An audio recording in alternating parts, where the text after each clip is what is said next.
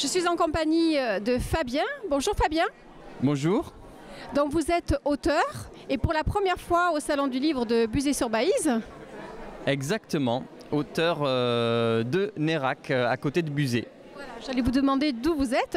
Est-ce que vous pourriez nous parler de votre premier ouvrage, comment vous êtes venu à l'écriture et un petit peu de quoi il parle pour ensuite le découvrir? Alors, il s'agit donc de mon premier roman, Les Lanterniers. Donc, c'est une histoire qui a lieu à Nérac, rebaptisée pour le livre Saint-Albret, parce qu'on est dans le Val d'Albret. Et puis, bon, je trouvais que pour le roman, ça sonnait bien. Pourquoi j'ai commencé à écrire ce livre? J'ai commencé à l'écrire il y a 19 ans. À l'époque, j'avais vécu pas mal de petites aventures. Alors bon, j'étais pas non plus comme dans les Goonies où j'ai trouvé un bateau pirate et un trésor. Mais les petites expériences que j'avais vécues, je les vivais justement dans mon imaginaire avec une certaine lumière que j'avais envie de transmettre. Et c'est pour ça que je me suis mis à écrire à l'époque. Et je l'ai laissé reposer. Il a fallu que je mûrisse, que je grandisse, que je me marie, que j'ai des enfants. Et ce n'est qu'il y a 2 ans que j'ai terminé la deuxième partie du livre. Et où ça a été un petit peu compliqué pour moi d'essayer de faire rentrer tous les éléments que j'avais mis dans la première partie dans ma petite tête pour pouvoir arriver à tout relier. Et puis c'est ma fille aînée qui m'a conseillé, qui m'a dit « Mais papa, laisse-toi inspirer ». Alors j'ai commencé à me laisser inspirer. Et puis au fur et à mesure de l'écriture, je me suis rendu compte que les idées s'emboîtaient les unes après les autres. Et je me suis retrouvé un petit peu comme spectateur de ce que j'étais en train d'écrire. Et je me suis dit « Waouh, mais c'est pas possible, c'est pas moi qui ai écrit ça ». Donc en fait, vous vous êtes laissé guider. Exactement. On peut dire que ce livre, c'est un peu vous retrouver dans votre imagination d'enfant, mais en ayant grandi, en grand enfant aujourd'hui, et encouragé par votre fille, ce qui est plutôt très joli au final, hein, comme parcours. Exactement. Et puis au final, je suis arrivé à la fin que je voulais arriver. D'accord, je présume que vous avez l'envie et le projet de poursuivre l'écriture? Alors déjà, j'ai surtout l'envie de le faire découvrir un petit peu autour de moi. Et puis peut-être un jour même d'en faire un film, si cela m'est possible. Ben pourquoi pas, hein, voilà, hein, l'appel est lancé. Alors c'est vrai que je l'ai écrit de manière un petit peu cinématographique. Il y a des descriptions où on a l'impression de suivre la caméra et de partir un petit peu avec comme cela. Donc voilà, ça se construit. Les images sont assez cinématographiques, on va dire. Donc aujourd'hui, on peut dire que vous vivez l'aventure pleinement. Tout à fait, à fond. Ok, écoutez, nous vous souhaitons une bonne continuation, une belle continuité dans l'écriture et dans l'aventure. Et puis à bientôt Fabien. Merci, à bientôt. Je suis en compagnie d'Hervé Vigne. Bonjour Hervé. Bonjour, je viens de Montauban pour le salon de Buzet. D'accord, c'est votre première fois au salon de Buzet-sur-Baïse? C'est la première fois, oui. Oui. D'accord, donc bienvenue. Est-ce que vous pourriez nous parler de votre dernier ouvrage? Donc j'ai compris que vous aviez commencé par de la poésie, donc vous êtes poète. Et là, Les Ombres Blanches, ce sont des nouvelles. Est-ce que vous pourriez nous en dire un petit peu plus sur ce livre qui a une très belle couverture? Vous pouvez le montrer. Voilà. Ombre Blanche est un recueil de nouvelles qui est édité aux éditions du Bord du Lot à Agen. C'est un éditeur régional. Dans ce recueil Ombre Blanche, j'essaie de faire la liaison entre la métropole et l'outre-mer où j'ai vécu et exercé très longtemps et dont je garde de très bons souvenirs. Et donc l'outre-mer reste une source d'inspiration. J'ai une nouvelle qui se déroule dans les îles sous le vent en Polynésie, là où j'étais professeur pendant 4 ans. J'en ai une autre qui se déroule en Guyane. J'ai vécu 15 ans en Guyane en plusieurs séjours. C'est le dôme où je me suis senti le plus à l'aise. Et j'en ai également 2 nouvelles qui se déroulent en Martinique, puisque j'ai été professeur à Fort-de-France. Très bien, donc on peut dire que cet ensemble de nouvelles que vous avez publié, avec une très belle couverture qui représente le bleu, la mer, l'horizon, je dirais. Voilà, c'est ce que vous avez en vous, cet attachement à l'outre-mer. Et donc, Il y a ça, et puis il y a le fait que j'ai choisi Ombre Blanche comme titre parce que dans mes histoires qui sont souvent fantastiques, il y a du paranormal et donc Ombre Blanche me semblait représenter le fantastique et le paranormal. d'accord. Et alors, la Martinique, ça me parle. Moi, j'aime beaucoup la Martinique. Donc, votre livre doit être une ode aussi à ce que l'on peut vivre dans ces îles où parfois le temps se suspend. Oui, tout à fait. En l'outre-mer, la France ne serait pas la France sans l'outre-mer, avec toute sa diversité, océan Atlantique, Pacifique, Indien. Bon. Le seul dôme que je ne connais pas, c'est La Réunion, où j'avais une mutation. Et en même temps, j'ai obtenu la Polynésie, alors j'ai choisi la Polynésie. Bon, D'accord. Et vous m'avez indiqué tout à l'heure que vous étiez sur la voie d'un prochain ouvrage à venir. oui, je suis à la fois novelliste et poète, plus novelliste d'ailleurs, je pense. Mais j'ai un recueil de poèmes que j'ai appelé L'Instant Colibri, qui va paraître aux éditions Interstices, toujours dans le Lot-et-Garonne d'ailleurs, je ne sais pas pourquoi.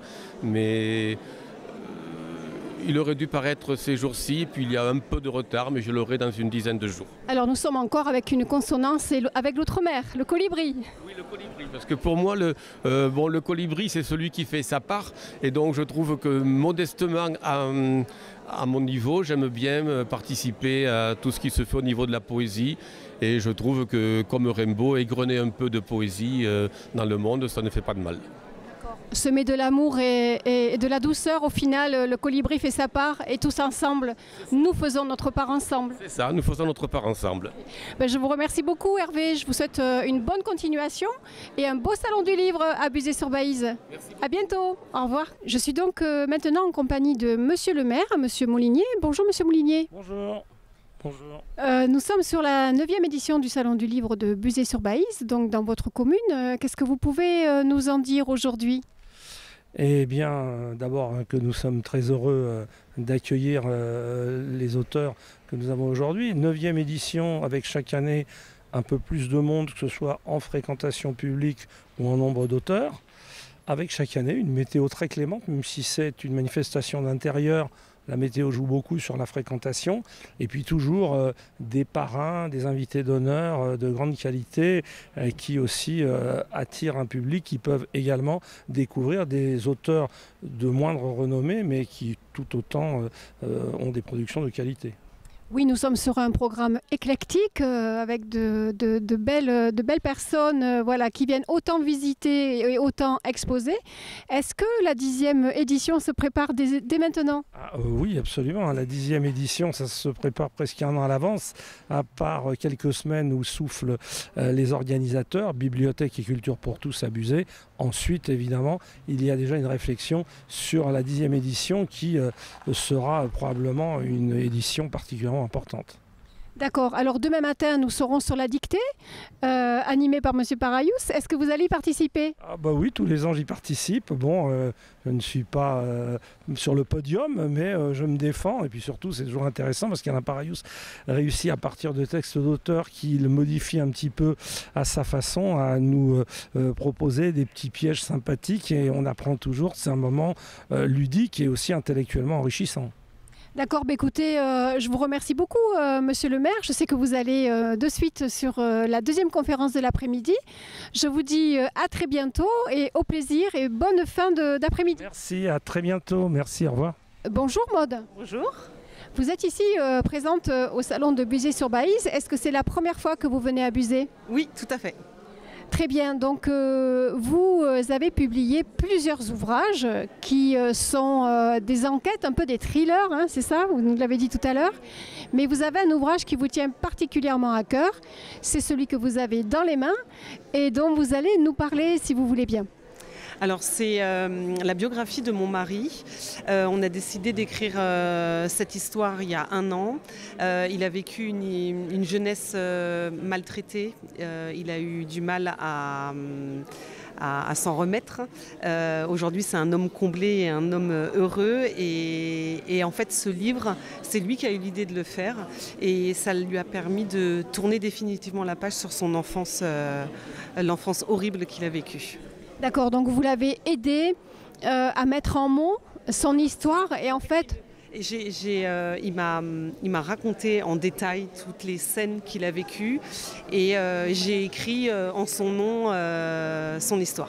D'accord, donc en fait, quelque part, c'est une thérapie pour lui. Vous l'avez accompagné, mais vous êtes son accompagnante puisque vous êtes son épouse, on est dans l'amour. Et est-ce que c'est aussi partager l'expérience pour pouvoir dire plus jamais ça ou pour pouvoir en parler au grand jour de ce qui se passe dans les familles? Oui, bien sûr, c'est exactement ça.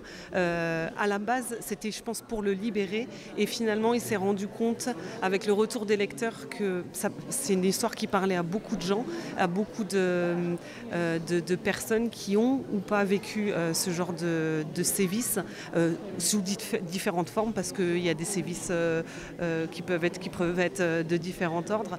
Et oui, ça a été une thérapie pour lui et ça l'a aidé. Et en plus, si ça peut aider d'autres personnes, c'est encore mieux. Oui, tout à fait. Aujourd'hui, nous sommes dans un thème malheureusement encore beaucoup trop d'actualité. Et donc, la violence faite aux enfants, extra-familiale, mais aussi intra-familiale, ce qui a été le cas pour votre époux. Ce livre, est-ce qu'il a lu après que vous l'ayez écrit ou est-ce qu'il a lu au fur et à mesure? Au fur et à mesure, dès que j'écrivais un chapitre. En fait, il me racontait. On allait se balader et je lançais l'enregistreur, il me racontait ce qu'il avait envie de me raconter et après on rentrait à la maison et moi j'écrivais et je lui faisais relire. C'est moi qui lui lisais parce qu'il avait trop de mal lui à le lire et puis il me changeait des phrases où il me disait « Ah non, ça moi j'aurais pas dit ça comme ça » et il voulait soit des fois un peu édulcorer ou des fois en rajouter une couche parce que j'étais pas allée assez profondément dans ce que lui il avait ressenti et donc en fait on l'a fait au fur et à mesure et puis après on l'a relu tout en entier, mais c'était vraiment chapitre par chapitre que je lui relisais. D'accord, donc on pourrait parler de livres à quatre mains, même si c'est un livre à deux mains avec le cœur. Donc c'est une œuvre à quatre mains et c'est très joli. Il est sorti cette année, le bouquin? En février dernier. Voilà. Et là vous faites une promotion, vous allez faire d'autres salons? Je ne sais pas encore, en fait, je fais au gré de... Vous vous laissez porter? Voilà. Mais écoutez, on ne peut que vous souhaiter une belle continuité dans l'écriture et un beau chemin aussi de partage de chemin de résilience au final pour votre époux à travers votre écriture à vous. Donc c'est très beau et au plaisir de vous revoir sur d'autres salons ou l'année prochaine à Buzet. Ça marche. Je suis en compagnie d'Alain. Bonjour Alain. Bonjour. Alain, vous êtes ici aujourd'hui au salon de Buzet-sur-Baïse. C'est votre première fois au salon de Buzet? C'est la deuxième fois. Je suis venu il y a 2 ans, puisqu'en fait, on peut participer tous les 2 ans. C'est le règlement ici. Donc en fait, Alain, vous m'avez indiqué tout à l'heure que vous êtes un passionné de l'histoire de votre région, Condom. Voilà, et que vous avez collectionné les cartes postales et de cette belle aventure est parti le chemin, l'idée d'écrire. Est-ce que vous pouvez nous en dire un petit peu plus et nous parler de votre dernier ouvrage, Alain? Bien sûr, oui. Mon dernier ouvrage que voici, Une mise à nu, est en fait une relecture de la vie de mes 2 héroïnes. C'est un roman féministe que j'ai écrit précédemment. Donc en fait, je me suis servi d'un premier roman qui a été écrit par ma narratrice pour réécrire leur vie. Et même en allant plus loin, puisque c'est aussi une suite.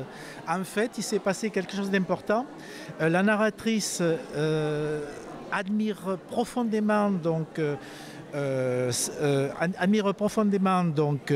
son amie, tellement qu'elle va donc écrire un livre sur elle, mais elle va s'apercevoir par la suite que cet ami souffre de troubles d'Asperger.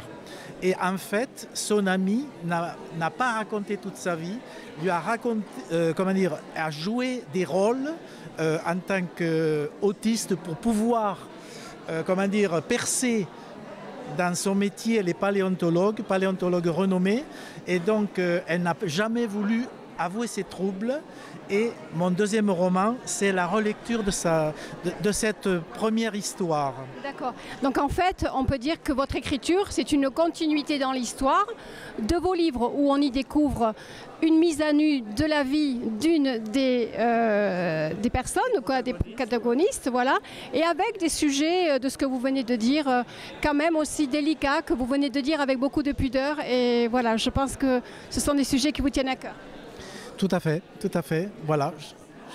D'accord, oui, j'ai bien compris. Mais c'est vraiment, c'est beau, c'est très beau de pouvoir l'écrire et d'en parler au travers d'aventures en fait et de continuité d'histoire et de personnes complices aussi de ce que je comprends.